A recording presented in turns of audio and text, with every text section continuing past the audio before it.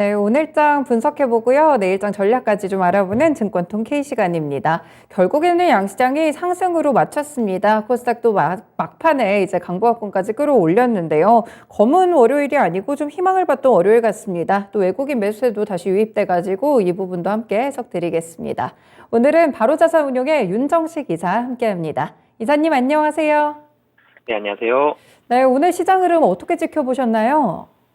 네, 사실 오늘 시장 좀 걱정했죠. 이 미국에서 시작된 은행권의 문제와 그리고 최근에 계속 금리 조금 완화되긴 했었지만 3월 FOMC를 앞두고 있다라는 점, 이런 부분들이 시장을 좀 억눌렀었고 많이 걱정을 했었는데 결론 놓고 보면 선방했습니다. 잘 버티는 그런 모습을 보여줬고요. 이 지수로 따졌을 때는 지난주 금요일 날 코스피 종가 2,400을 하회하는 모습까지 나왔었는데 오늘 다시 2,400을 상회하는 모습을 보여줬고요. 전체적으로 코스피 상승했고 코스닥 강보합 정도긴 하지만 어찌됐든 마이너스에서 다시 플러스까지 올라서는 이런 모습까지 나오면서 시장 자체는 물론 마음을 아예 안도할 상황까지는 아니겠지만 그래도 좀 한숨 놀 수 있는 이런 모습을 오늘 보여줬다라고 보시면 되겠습니다. 네, 시장에 그래도 좀 버텨주는 그런 모습들이 많이 나왔습니다. 오늘 시장에서는 어떤 이슈들이 중요했을까요? 우선 첫 번째로 수급 말씀 안 드릴 수가 없는데요. 기관이 사실 큰 힘이 됐습니다. 오늘 굉장히 반가운 기관의 모습이 있는데요. 최근에 기관 수급 얘기를 많이 드렸었는데 항상 기관은 금융투자가 주도하는 모습들이 많았었는데 최근에 이 금융투자를 제외한 투신과 연기금 같은 기관들이 상당히 좋은 모습, 좋은 매수하는 모습들 많이 보여줬었죠. 오늘도 연기금과 투신 큰 힘이 됐습니다. 물론 이제 금융투자가 가장 크게 순매수가 들어왔지만 기관 전체 3천억 중에서 대부분의 기관들이 매수가 들어왔고 특히나도 연기금이 900억 이상의 순매수 그리고 투신이 559억의 순매수를 보여주면서 거래소에서 기관들이 굉장히 좋은 순매수를 보여줬다는 점. 코스닥 갔을 때는 기관이 순매도가 강했지만 거래소에서는 연기금과 투신 중심이 된 수급 상당히 긍정적인 모습이 오늘 들어왔다라는 게 첫 번째고요. 그리고 또 한 가지는 3월 FOMC에서 금리 동결에 대한 전망까지 나오고 있죠. 시장의 분위기가 한번 흔들렸었던 게 3월 FOMC 계속적으로 부담을 느끼면서 50bp 인상에 대한 가능성 조금씩 제기가 됐었죠. 그런 부담감이 시장을 짓누르는 이런 모습들이 있었는데 25bp 혹은 동결 전망까지 나오고 있습니다. 그렇기 때문에 이런 부분들 시장의 분위기를 다시 한번 반전시키는 모습이고요. 그리고 이 세 번째로는 이 순매수가 기관 쪽에서 강하게 들어왔다라고 얘기를 드렸는데 외국인도 크지는 않지만 200억 가까운 순매수가 들어왔습니다. 순매수가 가장 크게 집중된 건 전기전자입니다. 역시나도 이 전기전자에서 반도체와 그리고 2차 전지까지 해서 순매수가 강하게 들어오는 모습들이 있었고 최근에 분위기 좋았었죠. LG전자라든지 아니면은 이 삼성전기까지 오늘은 2차 전기전자 섹터에서 강하게 순매수가 들어왔고요. 그 외의 섹터 살펴보면 최근에 가장 우려감 컸었던 이 은행주들, 금융업종까지도 오늘 기관 500억 이상 순매수를 강하게 좀 보여주는 그런 모습들이 있었고요. 마지막으로는 환율입니다. 환율이 다시 많이 올랐었다가 오늘 다시 많이 하락을 했습니다. 1,300원대 초반까지 22원 40전 상당히 많이 떨어졌는데요. 1,301원 80전으로 지금 마감을 했는데 환율도 큰 폭으로 떨어지면서 아직 이 미국에서 촉발된 SVB라든지 이런 금융 3월 FOMC에 대한 부담감이 끝난 건 아닙니다만 오늘 시장 이 지표라든지 지수라든지 이런 수치들만 놓고 본다면 상당히 많이 좀 완화되고 수습하는 모습들이 나왔습니다. 그래서 전체적으로는 잘 선방하면서 오늘 시장 좀 환율도 그렇고요, 이 매수한 섹터도 그렇고요, 매수 금액도 그렇고 잘 선방하면서 좀 마감을 했다라고 보시면 되겠습니다. 네, 다소 안정적으로 만들 수 있는 지표들이 많았던 것 같습니다. 말씀 주신 기관들의 수급도 있었고요. 그리고 종목별로 보더라도 대형주들 위주로도 많이 좀 순매수가 들어왔던 것 같아요. 중간에 말씀 주신 대로 골드만삭스 측에서 지금 전망이 나왔잖아요. 실리콘밸리 은행 사태에 대해서 이제 연준이 보면서 아무래도 이번에 동결이 있지 않을까 이렇게 3월 FOMC를 전망을 했는데 이사님 혹시 이 소식을 좀 어떻게 해석을 하셨나요? 예, 사실은 그 골드만삭스 전망이 굉장히 좀 설득력이 이번에 좀 있었던 게요.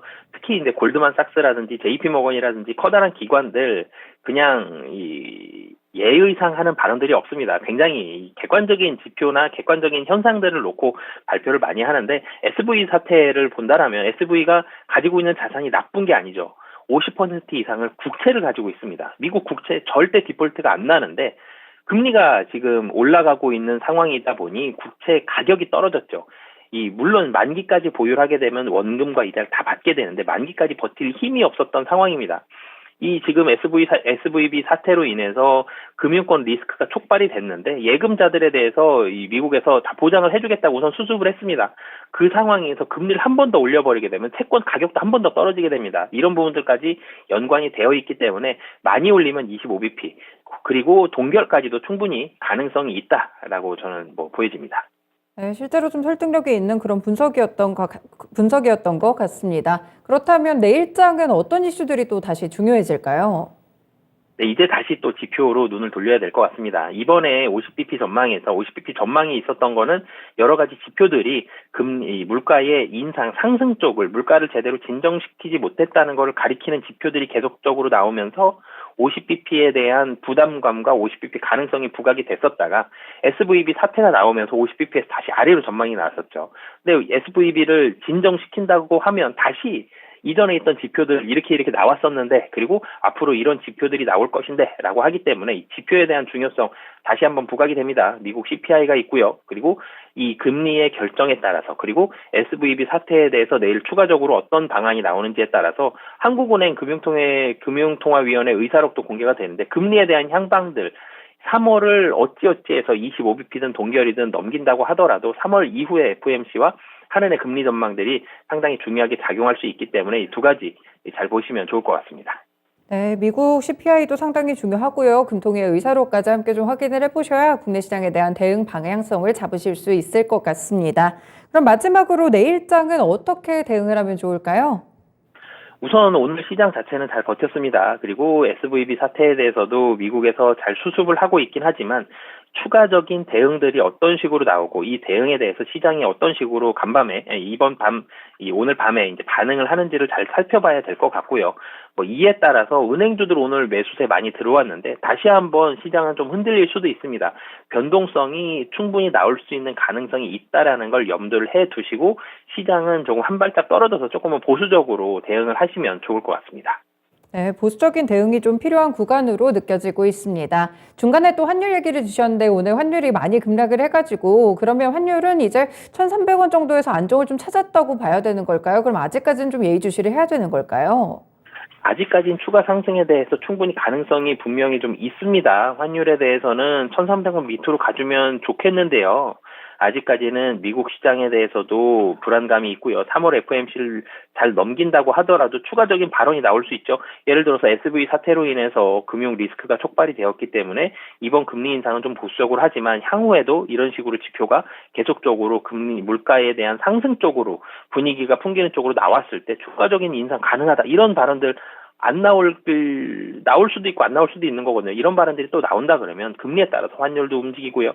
채권 금리 움직이면서 기술주들도 움직일 수 있기 때문에 환율에 대해서는 지금 1,300원에서 우선적으로는 특별한 변수가 나타나지 않고 25bp 정도 무난하게 3월에서 올라가고요. 인상하고요. 이런 식으로 나온다라면 1,300원에서 크게 변동 안 할 텐데 다시 한번 SVB 사태에 대해서도 추가적으로 나온 대책들이 좀 시장의 기대를 충족시키지 못해서 시장은 출렁이고요. 지표들도 계속적으로 물가 상승 쪽으로 나온다라면은 환율을 한 번 더 상승할 수 있기 때문에 환율도 지수처럼 그리고 주가 종목들처럼 변동성이 지금은 굉장히 심한 구간입니다. 한 번 더 상승할 수 있다는 가능성까지도 환율도 변동성을 염두해 두시고 대응하시면 좋을 것 같습니다. 네, 결국에는 금리의 향방을 좀 측정을 해봐야 환율도 어떻게 움직일 수 있을지 좀 가늠을 해볼 수 있을 것 같습니다. 네, 이사님 말씀 잘 들었습니다. 네, 감사합니다. 네, 바로자산운용의 윤정식 이사의 의견 증권통 K에서 함께 들어봤습니다. 정리를 조금 해드리자면요. 지금 3월 FOMC를 앞두고 금리 인상이 어떻게 될지가 상당히 중요한 시장의 지표로 자리를 잡고 있습니다. 사실 처음에는 베이비 스텝이었다가 지금 빅 스텝 가능성이 상당히 커진 그런 구간이었는데요. 여기에 이제 실리콘밸리 은행의 파산 사태까지 겹치면서 시스템 리스크까지 불거지며 증시가 좀 하락 쪽으로 가는 것이 아니냐, 금리 인상에 대한 부분들이 불거졌다가 오늘 결국에 변곡점이 됐 됐던 부분은 아무래도 골드만삭스 측의 전망이었던 것 같습니다. 이쪽에서 이제 실리콘밸리 은행의 파산 사태 때문에 이 연준이 아무래도 이번에 금리를 동결할 수도 있다라는 전망을 내놓게 되면서 지금 빅스텝을 단행할 가능성이 뚝 떨어졌고요. 바로 베이비스텝 가능성이 훨씬 더 패드워치를 기준으로 봤을 때 크게 올라오는 그런 모습들이 있었습니다. 그래서 앞으로 연준이 어떤 지표들을 보고 어떻게 움직일지를 보는 것이 상당히 중요하다. 이것이 증권통 K의 오늘 요약 내용이었습니다. 네, 아무래도 시장이 좀 살아날 구멍이 여기저기서 나오는 것 같습니다. 처음에 환율도 막 갑자기 급등해서 1,300원 선을 넘어서고 그런 모습들이 있어서 굉장히 좀 월 초반에 불안했던 것 같은데요. 그래도 오늘은 환율도 20원 넘게 급락을 하면서 시장이 살짝 좀 진정이 됐고요.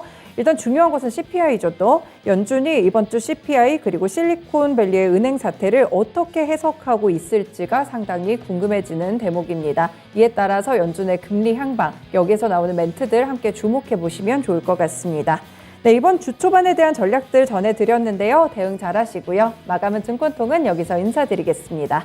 지금까지 다양한 투자 판단에 도움이 되는 말씀들 전해드렸는데요. 특정 종목의 상승과 하락을 보장하지는 않습니다. 오늘도 시청해주셔서 고맙습니다.